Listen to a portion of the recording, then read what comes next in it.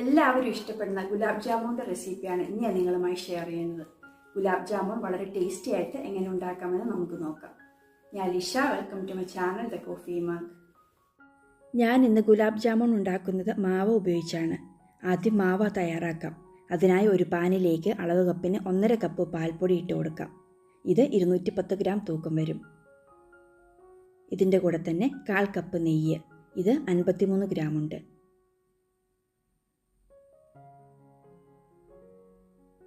കാൽ കപ്പ് പാല് എന്നിവ ഒഴിച്ചു കൊടുക്കാം. ഈ പാല് 60 ml ഉണ്ട്. ഇത് റൂം ടെമ്പറേച്ചറിൽ ഉള്ളതാണ്. ഇവയെല്ലാം നന്നായി ഒന്ന് മിക്സ് ചെയ്തെടുക്കണം. സാധാരണ നമ്മളിവിടെ ഗുലാബ് ജാമുൻ ഉണ്ടാക്കുമ്പോൾ മാവ് ഉപയോഗിക്കാറില്ല. മിൽക്ക് പൗഡർ ഡയറക്റ്റ് മിക്സ് ചെയ്യുകയാണ്. പക്ഷേ മാവ് ഉപയോഗിക്കുമ്പോൾ ഇതിൻ്റെ ടെക്സ്ചറിനും ടേസ്റ്റിനും നല്ല വ്യത്യാസമുണ്ട്. ഇപ്പോൾ നന്നായിട്ട് മിക്സ് ചെയ്തെടുത്തിട്ടുണ്ട്. ഇനി തീ ഓണാക്കി ലോ ഫ്ലെയിമിൽ വെച്ചിട്ട് 5 മിനിറ്റ് കണ്ടിന്യൂസ് ഇളക്കി കൊടുത്തുകൊണ്ട് കുക്ക് ചെയ്യണം. ഇതുപോലെ അമർത്തി തേച്ച് കൊടുത്തുകൊണ്ട് വേണം മിക്സ് ചെയ്തെടുക്കാൻ. ചൂടായി വരുമ്പോൾ നെയ്യൊക്കെ വെളിയിലേക്ക് വരും. മിക്സ് ചെയ്യാൻ എളുപ്പത്തിന് വേണമെങ്കിൽ 1-2 ടേബിൾ സ്പൂൺ പാലും കൂടി ചേർത്ത് കൊടുക്കാം.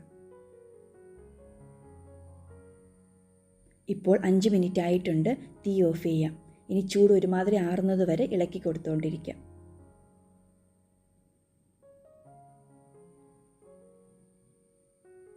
എനിക്ക് ഈ ഒരു പരുവത്തിലാണ് കിട്ടിയിരിക്കുന്നത്.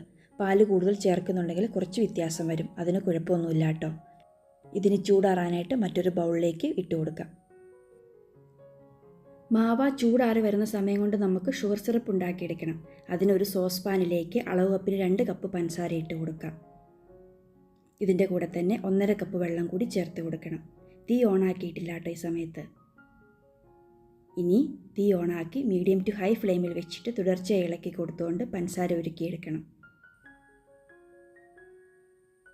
ഇപ്പോൾ പഞ്ചസാരയെല്ലാം മെൽറ്റ് ആയിട്ടുണ്ട്. ഇനി ഇതിലേക്ക് 5 ഏലക്ക ചതച്ചതും 1 ടീസ്പൂൺ റോസ് വാട്ടറും കൂടി ചേർത്തൊന്ന് മിക്സ് ചെയ്തെടുക്കണം. റോസ് വാട്ടർ ഓപ്ഷനിലാണ്. സാധാരണ നമ്മൾ വീട്ടിലൊക്കെ ഉണ്ടാക്കുമ്പോൾ അങ്ങനെ റോസ് വാട്ടർ ചേർക്കാറില്ല. കടയിൽ നിന്ന് കിട്ടുന്ന അതേ ടേസ്റ്റ് കിട്ടണമെന്നുണ്ടെങ്കിൽ റോസ് വാട്ടർ ചേർക്കണം. 3/4 ടീസ്പൂൺ മുതൽ 1 ടീസ്പൂൺ വരെയൊക്കെ ചേർക്കാവുന്നതാണ്. ഇപ്പോൾ തിളയ്ക്കാൻ തുടങ്ങിയിട്ടുണ്ട്. ഇനി ഇതൊരു 2 മിനിറ്റ് മീഡിയം ഫ്ലെയിമിൽ തിളപ്പിച്ചെടുക്കണം. ഒറ്റനൂൽ പരുവൊന്നും ആകണ്ട കേട്ടോ. ഇപ്പോൾ 2 മിനിറ്റ് ആയിട്ടുണ്ട്. തീ ഓഫ് ചെയ്യാം. എന്നിട്ടിപ്പോൾ മാറ്റി വയ്ക്കാം. ഇപ്പോൾ മാവയുടെ ചൂടൊക്കെ നന്നായി ആറിയിട്ടുണ്ട്. ഇനി ഇതിലേക്ക് 4 ടേബിൾ സ്പൂൺ മൈദ ചേർത്ത് കൊടുക്കണം. ഇതിൻ്റെ കൂടെ തന്നെ 1 ടീസ്പൂൺ ബേക്കിംഗ് പൗഡറും കൂടി ചേർത്തിട്ട് കൈകൊണ്ട് നന്നായി ഒന്ന് മിക്സ് ചെയ്തെടുക്കണം. അടുത്ത് നമുക്ക് പാല് ചേർത്ത് കൊടുക്കണം.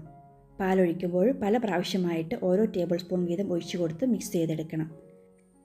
മാവയുടെ കൺസിസ്റ്റൻസി അനുസരിച്ച് ഇതിലേക്ക് ചേർക്കുന്ന പാലിൻ്റെ അളവിൽ വ്യത്യാസം വരാം.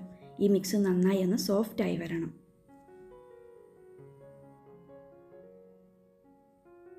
നമ്മുടെ കൈയുടെ ഈ ഭാഗം വെച്ചിട്ട് നന്നായി തിരുമ്മി കൊടുത്തുകൊണ്ട് മിക്സ് നല്ല സോഫ്റ്റ് ആക്കി എടുക്കണം. 3 മുതൽ 4 മിനിറ്റ് വരെയൊക്കെ ഇങ്ങനെ ചെയ്ത് കൊടുക്കാം.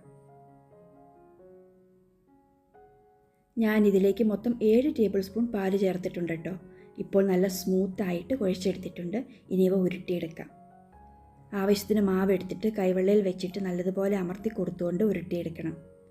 എന്നിട്ട് പ്രഷർ കുറച്ചുകൊണ്ട് ബോളാക്കിയെടുക്കാം. ബോളിൽ ക്രാക്കൊന്നുമില്ലാതെ വേണം ഉരുട്ടിയെടുക്കാൻ.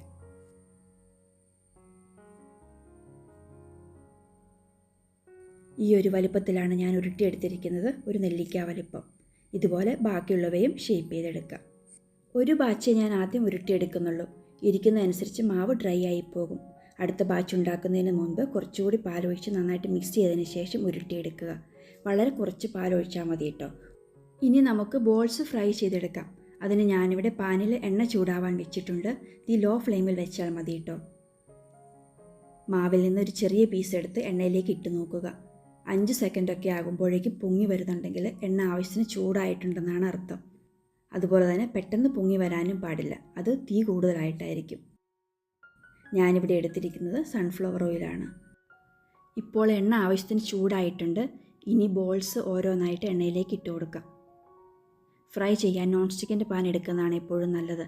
മറ്റും പാത്രങ്ങളാണെങ്കിൽ പെട്ടെന്ന് അടുക്കി പിടിക്കും. എല്ലാ ബോൾസും ഇട്ട് കൊടുത്തതിന് ശേഷം പെട്ടെന്ന് തന്നെ ഒന്ന് ഇളക്കി കൊടുക്കണം, അല്ലെങ്കിൽ അടിഭാഗം പെട്ടെന്ന് കളർ മാറിപ്പോകും. ഇപ്പോൾ ബോൾസ് എല്ലാം നന്നായി പൊങ്ങി വന്നിട്ടുണ്ട്. ഇവ പൊട്ടിപ്പോകാതെ വളരെ പതുക്കെ ഇങ്ങനെ ഇളക്കി കൊടുത്തുകൊണ്ട് ഫ്രൈ ചെയ്തെടുക്കണം. തീ എപ്പോഴും ഒരു ലോ ഫ്ലെയിമിൽ വെച്ചാൽ മതി കേട്ടോ. ചെറുതായിട്ട് കളർ മാറി വരുമ്പോൾ ഇങ്ങനെ ഒരു തവി വെച്ച് ബോൾസിൻ്റെ മുകളിൽ റൊട്ടേറ്റ് ചെയ്ത് കൊടുക്കണം. ഇങ്ങനെ ചെയ്താൽ എല്ലാ ബോൾസും ഒരേപോലെ ഫ്രൈ ആയി കിട്ടും. ഇതുപോലെ ഗോൾഡൻ ബ്രൗൺ കളർ ആകുന്നത് വരെ ഫ്രൈ ചെയ്യാം. ഇപ്പോൾ ആവശ്യത്തിന് കളറായിട്ടുണ്ട്. ഇനി ഇത് എണ്ണയിൽ നിന്ന് കോരിയെടുക്കാം. ബാക്കിയുള്ളവയും ഇതുപോലെ തന്നെ ഫ്രൈ ചെയ്തെടുക്കണം. അടുത്തത് നമ്മൾ നേരത്തെ ഉണ്ടാക്കി വെച്ച ഷുഗർ സിറപ്പ് ഈ സമയത്ത് ചൂടാറിയിട്ടുണ്ടാവും. ഇതൊന്നും കൂടി ഇന്ന് ചൂടാക്കിയെടുക്കണം. ചൂടുള്ള ഷുഗർ സിറപ്പിലേക്ക് ജാമൂൺ ഇട്ട് കൊടുത്താലാണ് സോക്കായി കിട്ടത്തുള്ളൂ. അതുകൊണ്ട് നന്നായിട്ടൊന്ന് ചൂടാക്കിയെടുക്കണം.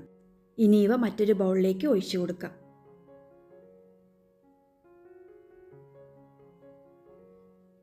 അടുത്ത് നമുക്ക് ബോൾസ് എല്ലാം ഇതിലേക്ക് ഇട്ട് കൊടുക്കാം കേട്ടോ. നമ്മൾ ഉണ്ടാക്കിയെടുത്തേക്കുന്ന ഷുഗർ സിറപ്പ് കൂടുതലൊന്നും അല്ല കേട്ടോ. സോക്കാകുന്നതനുസരിച്ച് അത് കുറഞ്ഞു വന്നുകൊള്ളും.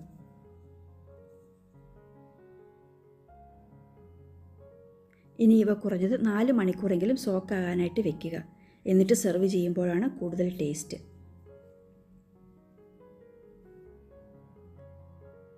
ഇപ്പോൾ ആവശ്യത്തിന് സോക്കായിട്ടുണ്ട്. ബോൾസൊക്കെ വീർത്ത് വന്നിട്ടുണ്ട്. പാനി ഈ ഒരു തിക്നെസ്സിലാണ് ഇരിക്കുന്നത്. ഇനി നമുക്ക് ഒരെണ്ണം കട്ട് ചെയ്ത് നോക്കാം. ഈ ഒരു മിക്സിൽ നിന്ന് ഈ സൈസിൽ 27 ബോൾസ് കിട്ടിയിട്ടുണ്ട് കേട്ടോ. അപ്പോൾ നിങ്ങളും ഈ രീതിയിലൊന്ന് ട്രൈ ചെയ്ത് നോക്കുക. തീർച്ചയായും ഇഷ്ടപ്പെടും. റെസിപ്പി നിങ്ങൾക്ക് ഇഷ്ടപ്പെട്ടെങ്കിൽ ലൈക്ക് ചെയ്യാനും നിങ്ങളുടെ ഫ്രണ്ട്സിനും ഫാമിലിക്കും ഷെയർ ചെയ്യാനും മറക്കല്ലേ. അതുപോലെ തന്നെ നിങ്ങൾ ഈ ചാനൽ സബ്സ്ക്രൈബ് ചെയ്തിട്ടില്ലെങ്കിൽ ഒന്ന് സബ്സ്ക്രൈബ് ചെയ്ത് തന്നെ സപ്പോർട്ട് ചെയ്യണേ. അപ്പോൾ നമുക്ക് മറ്റൊരു നല്ല റെസിപ്പിയുമായി വീണ്ടും കാണാം. Thank you.